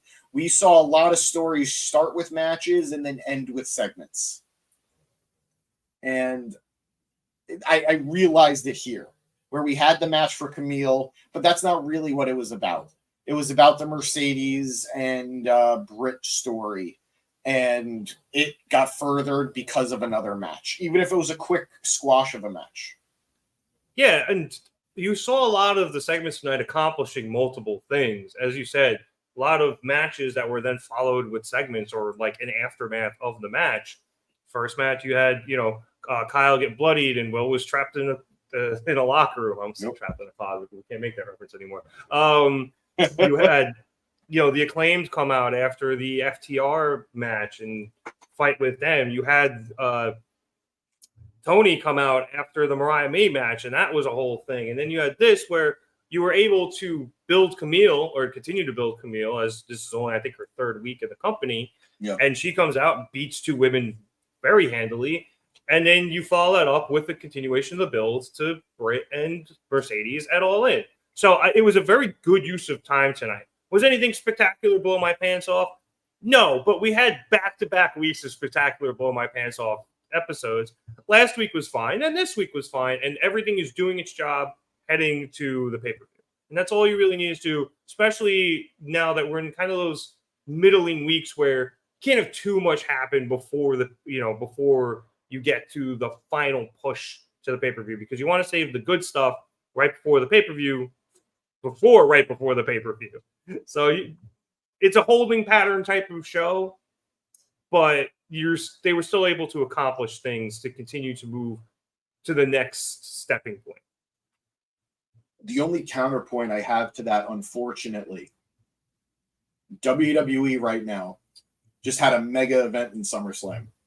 And whether or not you thought it was the best SummerSlam of all time or the most mid SummerSlam of all time, it was okay. I thought it was a good SummerSlam. I thought it was a good SummerSlam. Yeah, it was good. I'll give you there's no denying how hot they are right now. And with the return of Roman Reigns, WWE has all eyes on it right now. I think that, and let's not discount the Judgment Day storyline. I think that is one of the hottest things going. I don't watch Raw, it's too long, but I always make sure to check out the Judgment Day clips because I want to know what's going on in that storyline. No, so I'm not watching Raw, but I am fully engrossed in that and everything that's happening with Dom and the new Judgment Day and the Terror Twins and what's going on with that. That son of a bitch. But asshole. But so good. He's so good. But at a time like this, you can't afford to have average shows. You need to be as white hot as they are. You need to be hotter. So I know you're right. You are right. The week before All In, the week after All In, it's going to be huge. The feel is going to be very different. But we need the feel right now to match it, unfortunately. And it's a hard ask. It's not a fair ask, but it's what they need to do. I mean, on the other hand, the other way you could look at it is they're really hot right now, and let's not burn our good stuff when all the focus is on WWE. They're after Friday, they'll probably dip a little bit. That SummerSlam bump will go down, and now we're gearing up to our biggest show of the year. Yeah, and we'll go up as they dip. So maybe don't burn your best stuff trying to compete with them at the moment. Maybe you are right. And again, it's an unfair comparison. We shouldn't have to compare the success of one show and what that means to the other show. But realistically, that is how this stuff works. Yeah. And WWE, that's how they do it, or at least that's how AEW does it. Yeah. So I'm hoping next week picks up a little bit, just a little bit. I think so too. But admittedly, I enjoyed tonight's show. It just wasn't blow your pants noteworthy. Yeah, that too. Noteworthy. But yeah, moving on. All right, moving on. After this match, we had a quick Bryan Danielson Swerve Strickland video package once again. We then came back from commercial. We saw Claudio Castagnoli win his shot at the AEW Continental Championship, and he'll be going face-to-face with Okada next week. Is it on Dynamite or is it going to be on Collision? It will be on Dynamite. Oh, I'm so excited. It's going according to the promo. And then we went to our main event of the evening, which saw Bryan Danielson face off against Jeff Jarrett in an anything goes match. Hall of Famer Ricky the Dragon Steamboat over on commentary. Honestly, I'm not entirely sure I heard a whole lot of Ricky, but everything he said was good. It was really hard to hear any of them just because there was just a lot of violence in the ring. Yeah. I love Ricky, by the way. I don't know why you would bring him on for commentary. This has never been a guy known for his speaking. I would have maybe had him just be the special ref. Yeah, maybe not the ref, but enforcer. I don't know. Just be there by ringside. I don't know. He was on commentary, I think, for the Bryan Starks match or one of them, and he wasn't great on commentary at that point. He was better tonight, but he was there. That's cool. I think he lives in the area, so. Oh, I like seeing Ricky. He's still in great shape. Me too. Anyway, this whole thing started off as Bryan Danielson came out for his introduction. Jeff Jarrett just came up and blindsided it with the guitar before he even hit the ramp, which shocked the shit out of both Karen and Jay Lethal as they came out like, what the hell are you doing? And he was like, no, go to the back. This has to happen. And Jarrett, I need to do this. You'll see why. Let the boy watch. Jarrett beat him all the way to the ring. The bell rang. He beat him outside of the ring. Threw him over the barricade. They fall all the way up the stairs into the concourse. There's a lot of action out on the concourse. And they fought out there up until the commercial break and then fought their way back down during picture-in-picture. Fast forwarding a little bit, Bryan was caught in the figure four by Jeff Jarrett, but he was able to break out in a very unique way where he was able to reach back, grab the chair, and then turn it sideways and just started slamming it onto Jarrett's knees. Brutal. Yeah, even with the knee pads, hopefully Jeff reinforced them. Very unique, very cool, very brutal. Bryan then, as the two stood up, tried to get Jarrett down for a lapel lock, but Jarrett countered into the stroke onto said chair, but Bryan was able to kick out of that. Jarrett then got Bryan into the sharpshooter.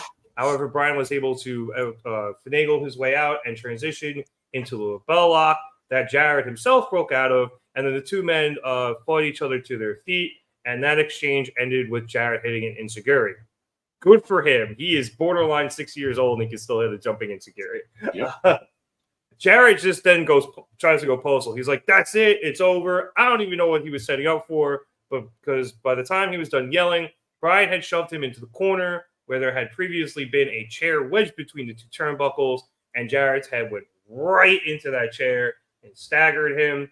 This allowed Bryan the time to grab the other chair, get into the corner, and run over and hit a Busaiku knee into the chair, into Jarrett's head, putting Jarrett down for the 3 and giving Bryan the win. After the match, we had Wheeler Yuta come down to check on Bryan. The Slapnuts came down to check on Jarrett. And Ricky the Dragon Steamboat followed them down. Both men eventually got on their feet, and Dragon got between them, raising both of their hands, and the two men embraced. And it seems like Jarrett got what he wanted out of this. He wanted Bryan to, really realize how much he had to put it all on the line when he goes up against Swerve at All In. No better way to do it than to break the man with a guitar, a garbage can. Shoot garbage can too. Yeah, shoot garbage can.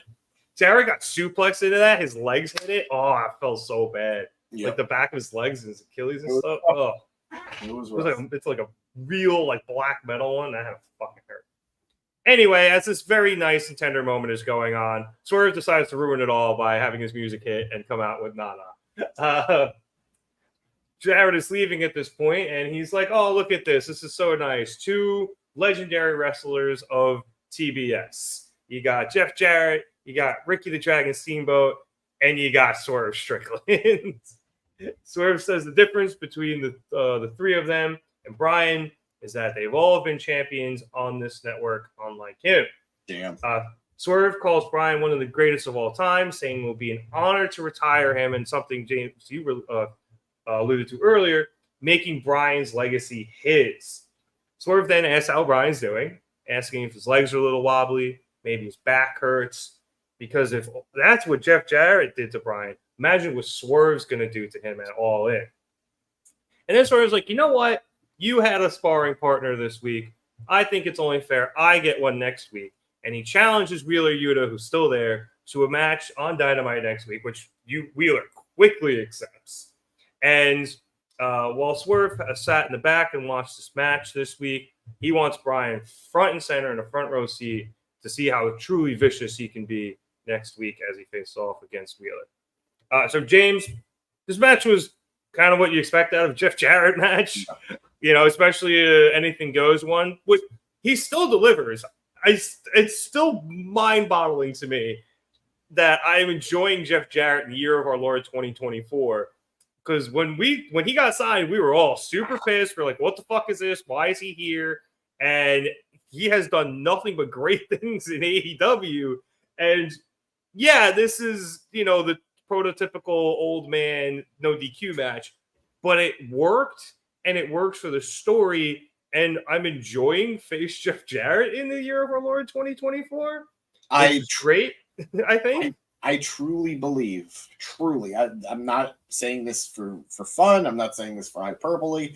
I think Jeff Jarrett has turned out to be one of the better surprises in AEW's history. Yeah. This is a guy that when he signed, there were groans. There was fear. Oh my God, what is this guy going to do? There was so much uncertainty. There was so much displeasure at his name. And since he's been on television, he has absolutely delivered in pretty much every way possible.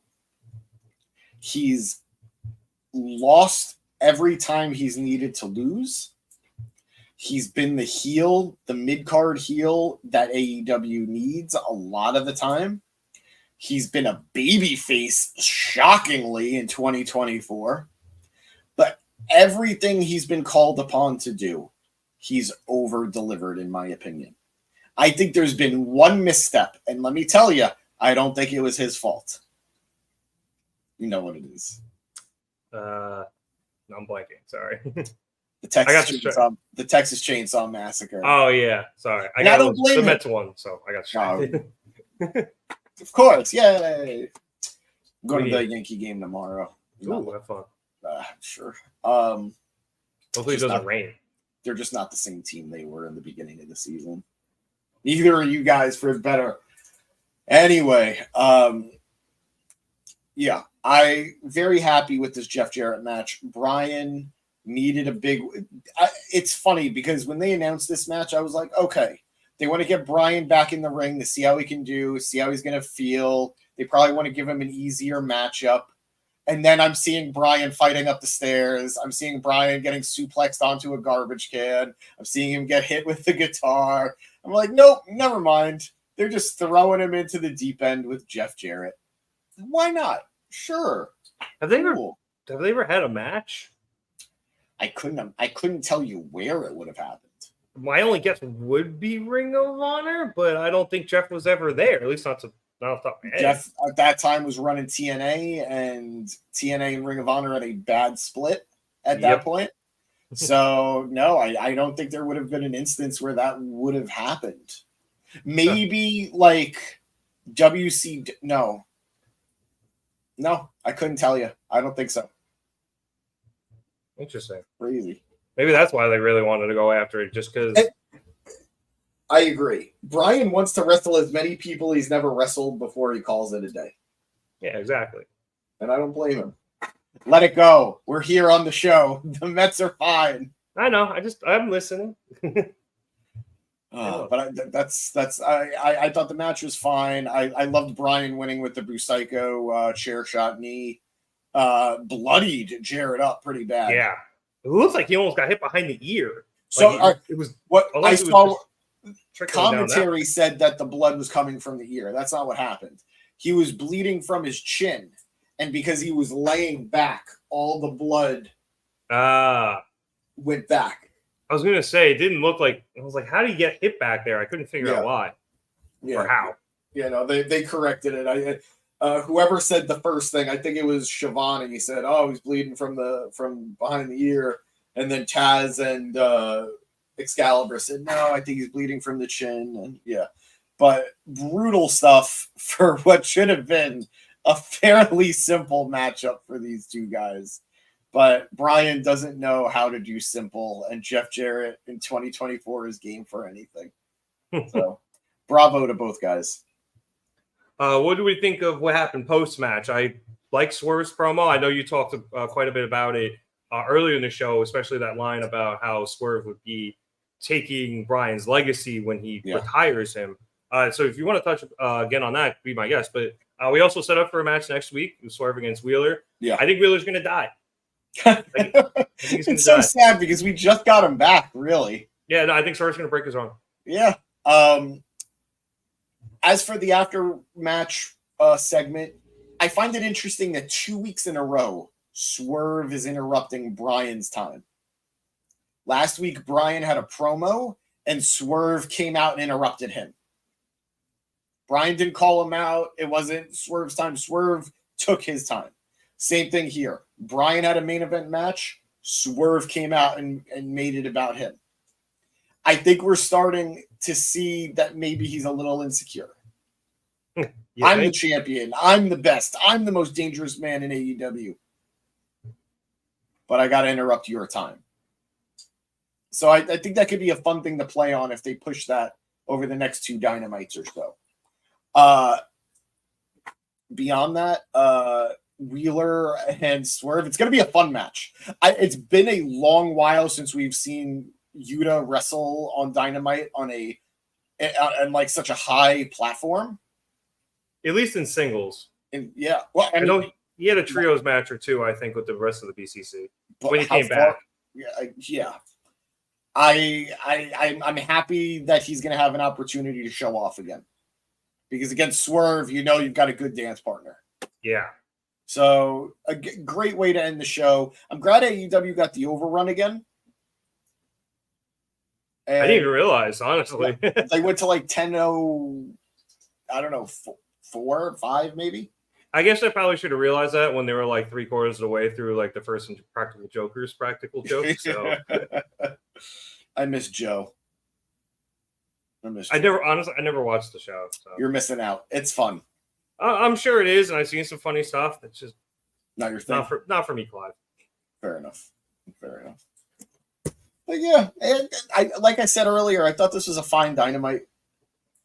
It had some highlights. Like I think we bookended the show very well with Fletcher, MJF, and Bryan, Jarrett. I think there were some highlights in the middle, like Tony and Mariah. But the unfortunate thing is we've seen this Tony Mariah pull apart already. Yep. We've been dealing with MJF, and Fletcher and that group consistently for the last few weeks. Bryan and Jarrett was different, but again, it ended with basically a repeat of last week, which is Swerve interrupting Bryan and cutting a promo on him. So I need something a little different next week. Not that this hasn't been good, but you don't want to eat at the same restaurant every week. Sometimes you want to switch things up. Yeah, sometimes you got to get Chinese food. Sometimes you got to get Mexican. Sometimes you get pasta. Sometimes you got to go to White Castle.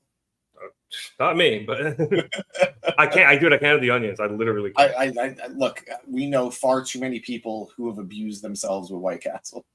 I, Joe, and Matt. Rob too. Yeah. But no, I agree with you. There were some good parts of the show tonight. As you know, we get into our overall thoughts here. Very consistent, but it was just kind of one level of just. I agree. All right, yeah, this is fine. This is good. Whatever. But nothing really peaked. Yeah. Maybe the MJF stuff, if you want to say that, at the end there. But he not the first time he's busted somebody open with the Dynamite Diamond Ring. Yeah. I think if anything, the best visual of the whole show was Will holding Fletcher's head up to his chest, and then when he kind of put him down a little, he put him down a little, looked to yell for the doctor, and his shirt was coated in blood, especially because it was a white shirt. But other than that, Will just being just bleed a little faster. It's okay. But yeah, it was just a consistently pretty good to good show. And I do think you're right. We need a little variety next week, and I think we need things like the Bucks and the rest of the Elite coming back because we got to set up what they're doing. At All In, and I know we're gonna have more stuff. Okada doesn't have a match yet. Yeah, and I know we're gonna set up more stuff with Bryan and Swerve, but hot take maybe Tony and or Mariah have I don't want to say don't have a segment, but maybe it's much shorter, maybe kind of something similar to Mercedes. Because that shit's pretty much already queued and ready to go. We need to focus more on the other stuff that isn't set up. What are the Bucks doing? What's this acclaimed FTR thing? And why is it happening? Okada, stuff like that. Is it possible Okada can't wrestle it All In? Oh, I think he can't go to London. It depends. I don't know what his visa situation is. It's totally possible. I'm sure That'd be a bummer. Yeah, they might be trying to look for an exception because if he's attempting to become, or even just get his permanent green card, I don't think he can leave the country. Because I don't think he went to Canada, right? I don't think so either. Yeah, which sucks. But I mean, that would mean he would have a match at All Out, I'd imagine. But still, to not have one of your biggest stars at your biggest show is scary. And we are seeing Okada next week. He is getting that face-off with Claudio, as we mentioned before. So hopefully that'll give some insight on what's going on there. But we need these other people who are not on the show yet, who don't have anything going on there, to be on Dynamite so we can start playing that shit up so that, A, we do something different than we have the last 2 weeks, because these two felt pretty similar, especially watching them back-to-back for me. And then just to mix it up and get these people on the card and continue their stories and set them up even before we get to the pay-per-view. All right. So any more thoughts before we get out of here, James? No, I think we're pretty much on the same page. And I am really, really hyped for All In. Me too. I am very excited. That women's match is going to be so good. Oh, yeah. Oh, I got to find a prop bet when Jamie Hayter comes back. She's got it. They're setting it up too much. I agree. Britt brushing off the fact that Mercedes has a bodyguard now. Give me that Jamie Hayter plus 500. Absolutely. On that note, I would like to thank everybody so much for watching us here at the Market Down Podcast. Please like and subscribe. If you like what you saw tonight, you can like the video. Lets us know that you enjoyed what you saw tonight. We continue to do things like this. I mean, we do this every week, so you don't really have a choice. But other videos, but at least lets us know that you like this episode. And if you subscribe, you continue to get all the stuff here at the Market Down Podcast. including the Gym Pack Zone tomorrow for you TNA fans. Matt's been covering Monday Night Raws recently, so we should just probably call that Matt's Monday Raw review or something. I don't know. Think of a clever name. We'll send you a sticker. I've been saying Monday Night Matt, but That works too. you got to come up with something.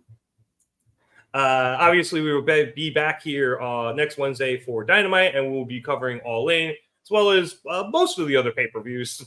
Definitely the WWE and AEW ones. James does cover the TNA ones as well, and occasionally the Ring of Honor one if he's interested. The only reason I missed the last Ring of Honor was because we were at House of Glory.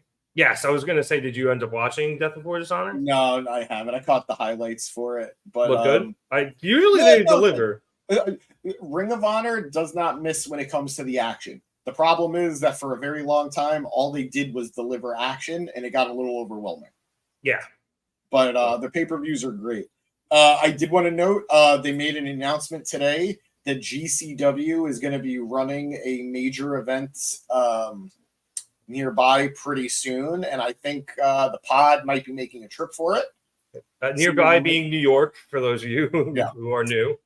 So don't be shocked if you get some GCW coverage out of us. And most importantly for the pod, we are officially at 981 subscribers, guys. Ooh. 981. We are less than 20 away from hitting 1,000.